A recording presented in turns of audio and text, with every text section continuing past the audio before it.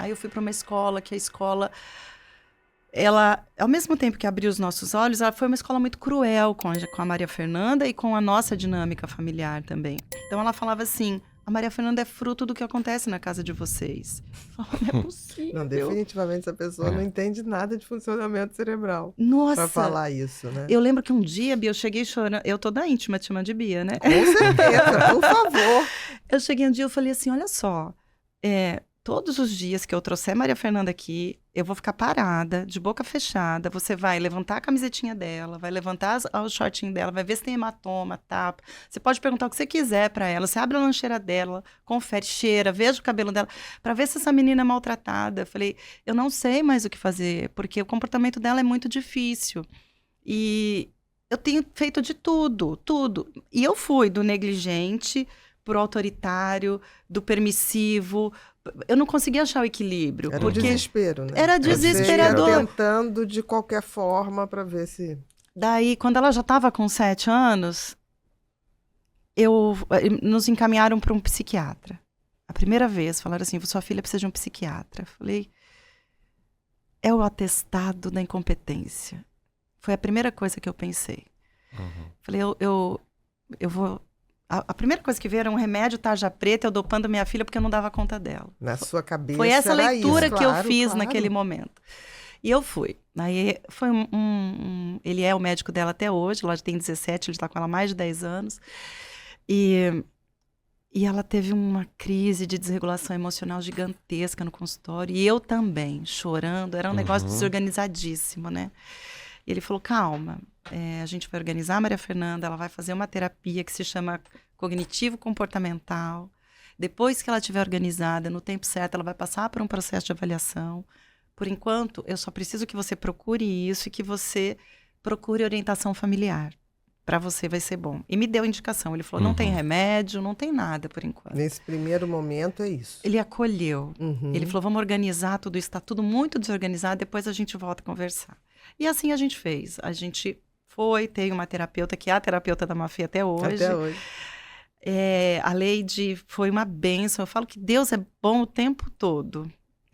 E aí ela foi e fez todo um trabalho com a Maria Fernanda, com a gente. Aí teve uma orientadora parental que veio conversar com a gente, explicou sobre neurodiversidade, explicou sobre funcionamento cerebral, falou sobre práticas de reforço positivo, práticas de reforço... Aí começou a abrir uma luz, assim, né? Assim, muitas coisas começaram a fazer sentido. Aquela organização do comportamento dela mesmo, isso. Né? Começou a te dar um conteúdo que era possível você raciocinar e não ficar no desespero tentando qualquer coisa, né? E nem ficar com esse sentimento de culpa, Exato. né? Sou eu que estou errando, sou eu que estou horrível. errando. Isso é péssimo. O que ela me tirou da culpa, foi esse primeiro contato com a orientação familiar, né? Que ela dizia assim, não vamos consertar a Maria Fernanda. Você vai entender a sua filha. E quando você entender a sua filha, você vai ver que tudo fez sentido. E aquilo ficou muito gravado para mim. E eu usei isso como até defesa, né? Até para a sociedade. Porque eu tive que criar tudo isso para me defender da sociedade. E aí eu comecei a estudar. Aí ela começou a ter muito problema por conta do comportamento com a aprendizagem. Eu falei, não, vou fazer psicopedagogia. Preciso entender como isso acontece. Aí estudei. Foi quando você vai para psicopedagogia. Fiz a pós-graduação, fui entender, aí comecei a ler. Eu fiquei assim uma tarada por leitura. E comecei a pesquisar isso e aquilo e começou a fazer sentido, mas o comportamento não melhorava. Melhorava sim, claro, com a dinâmica, mas ainda era muito difícil mas o comportamento. Mas ali você já tinha o diagnóstico de TOD? Aí ela passou por 1 ano em terapia, porque ela era muito aversiva. Ela tinha um comportamento agressivo, aversivo. Ela era muito intolerante e a gente passou por um período muito grande, né, dos 4 até os 7 anos, tentando ajudá-la, mas com os recursos que a gente tinha, né? E ainda com muita culpa, com muito julgamento, com muito medo das pessoas, né, olharem pra... achar...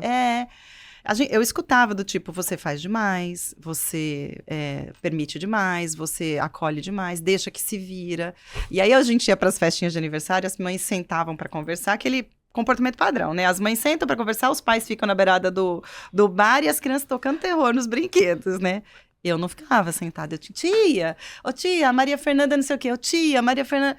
E eu tinha que levantar toda hora, eu tinha que ir lá toda hora. E aí, você protege.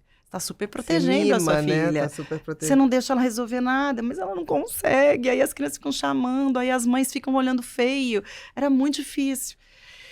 E aí mas qual era o comportamento dela com as festinhas, com as outras crianças? Na época, aquela intolerância das relações de não saber a hora de parar, não ter o controle da situação, não fazer uma leitura de ambiente. A resposta do outro.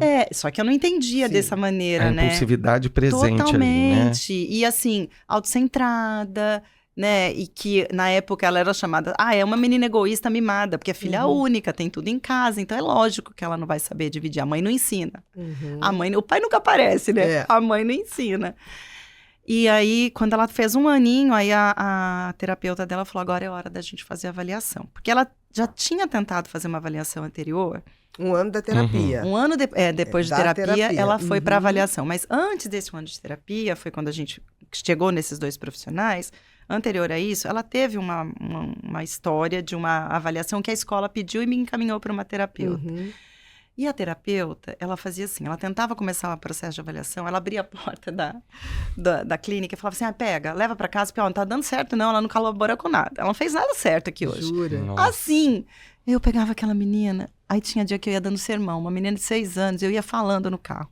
Aí tinha dia que eu chorava, tinha dia que eu gritava, aí tinha dia que eu falava, vamos parar para tomar um sorvete? E quando veio o relatório, ela falou, olha, tá inconclusivo. E eu assim, né, de braço cruzado, assim. E ela falando com meu marido, passando, nem olhada pra minha cara, né? Tá, deu inconclusivo, a gente não conseguiu concluir, não sei o que ela tem. Aí ela olhou pra mim uma hora e falou assim, eu tô com medo de você, tô achando que você vai pular no meu pescoço a qualquer momento. Aí eu falei, mas você devia ter medo mesmo, porque eu tô quase fazendo isso. Falei, você não fez o seu trabalho direito, a culpa é da minha filha.